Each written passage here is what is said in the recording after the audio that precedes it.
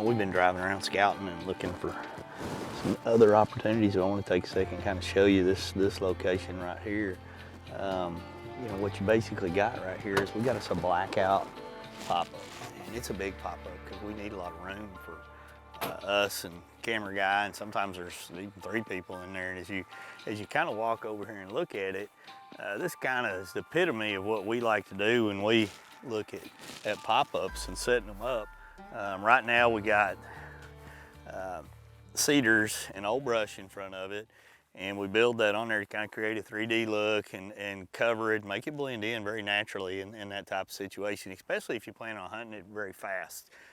You know, within 24, 36 hours, even a week, you definitely, I think, want to go ahead and blend it in. That's not to say you can't throw one up and kill one out of it right away. It's something that I believe, you know, will work for you if you brush it in. If you just throw it up, you know, it might work for you. When you look at it a little more, we kind of, you know, we'll move these windows up and down, and that's a feature I really like on this particular blind here is, you know, you can just slide them up and down, and you've got mesh options as well, so it gives you a great ability to mix and match what you're looking at. I like to keep more of the windows closed than I do open. I think that really plays a big factor in the deer being able to see movement. You know, that black aspect, the more that you can black out, the better you're going to be. Another great feature on this particular blind is the loops right here. It allows you to, you know, put your brush in there a little better, hang it in different positions, and, you know, make it as natural as it can be. These are incredibly durable. I mean, we can leave this stand out, you know, for the entire season, and it's going to be fine. Stake it down, use the guy wires off to the side to tie it in, and you'll get a lot of usage out of it. And in this particular setup right here, it will pay off. Now, if this terrain looks familiar, well, that's because it is. Wade encountered one of his most recent memorable hunts in this exact spot. This particular location right here, we've got some history. Just up this creek, we bow hunted a couple years ago, had some great encounters. I took an awesome buck up there, and the deer actually, literally, I think it's almost right on this side of the creek right here. In fact, it is. Right over there, I shot the deer a pretty good ways down here with my bow, and we tracked him and tracked him and tracked him, a massive effort, and we couldn't find him, and we found this slide in the dirt, and the deer had actually jumped off in that creek and sunk to the bottom. 2 or 3 days later, we found him floating right in that same area. So I've got a lot of tradition, a lot of history right here. We're probably half a mile from that spot right now.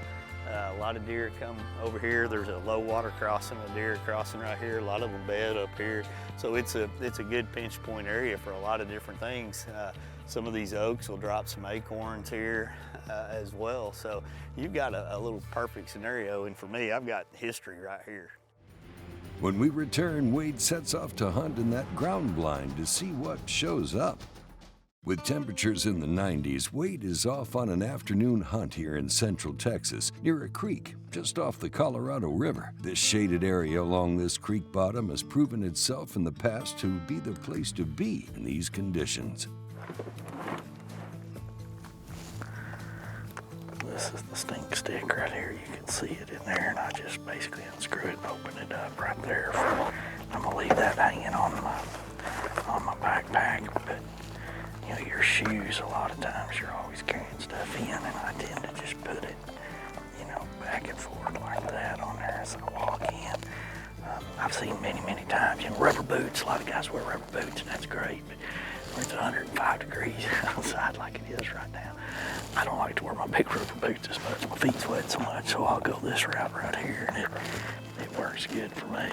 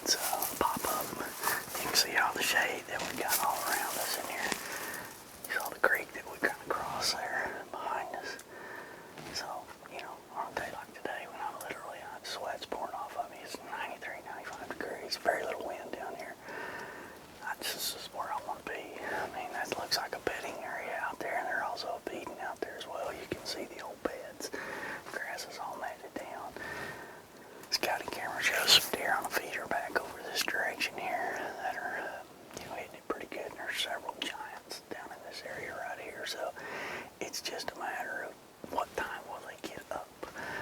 Right now we've got no moon, so we're hopefully they'll get up with enough light left to see. I'm going to be shooting a rifle. I've got a Trijicon scope right here. This is the Trijicon Huron scope in here, and it's an adjustable scope. This is 2.5 to 10 by 40.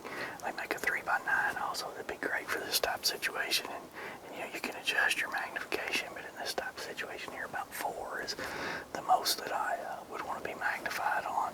This particular scope right here from a usage situation for scenarios perfect. Like we talked about the magnification, but even more important right now is going to be its light gathering capabilities. It's 448, 449 range right now, and what we're looking at is 95 degrees, heavy southeast wind. These deer probably, not saying we won't see one before, but probably are not going to get up till the last 30 minutes, an hour of the day.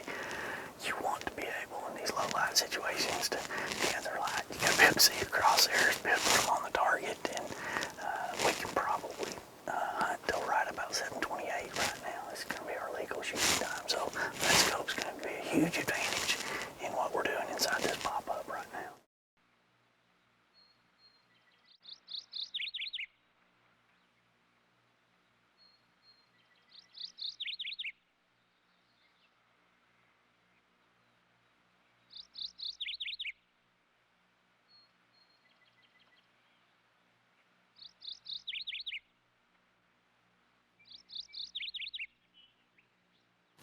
It's hot. Somebody turned the furnace on. Deer season's not supposed to be this hot. Well, with the sun setting, the deer are starting to get on their feet and head towards the creek to water and feed. It's a warm afternoon in central Texas, but the sun is getting lower, and deer are starting to get up and move.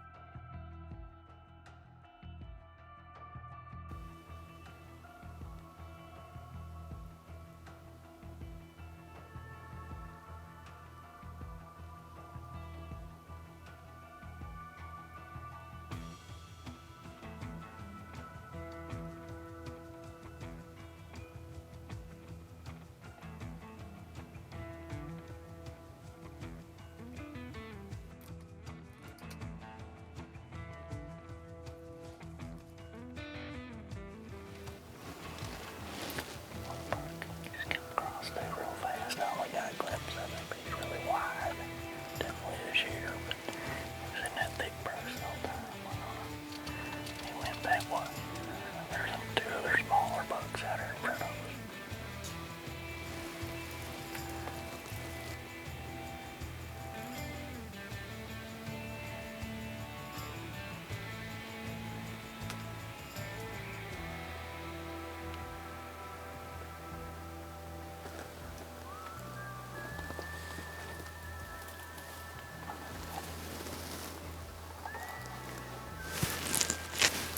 Here comes several more out there on the left. There's one real close over here.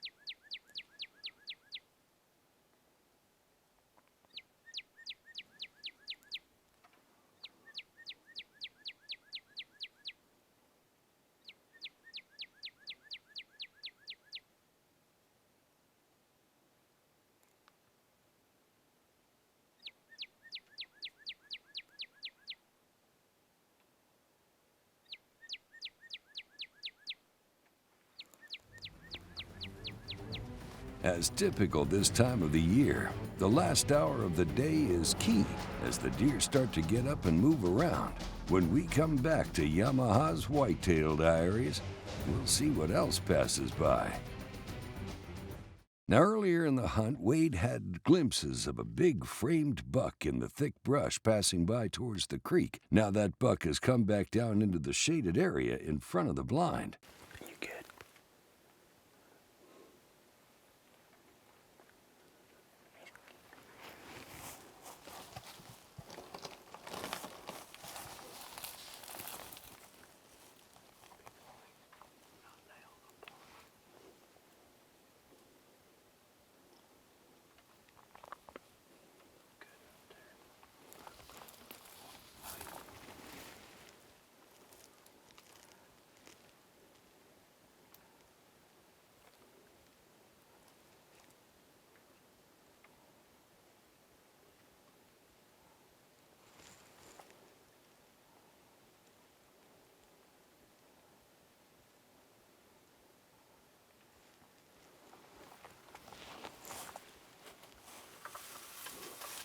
He's gonna get in this open.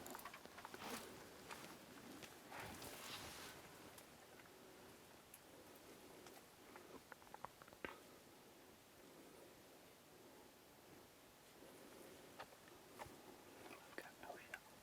It's behind a bunch of trees. Little lake point came in from the line. Got does on her left too.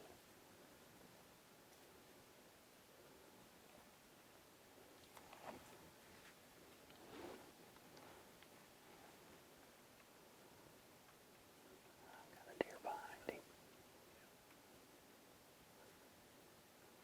You good?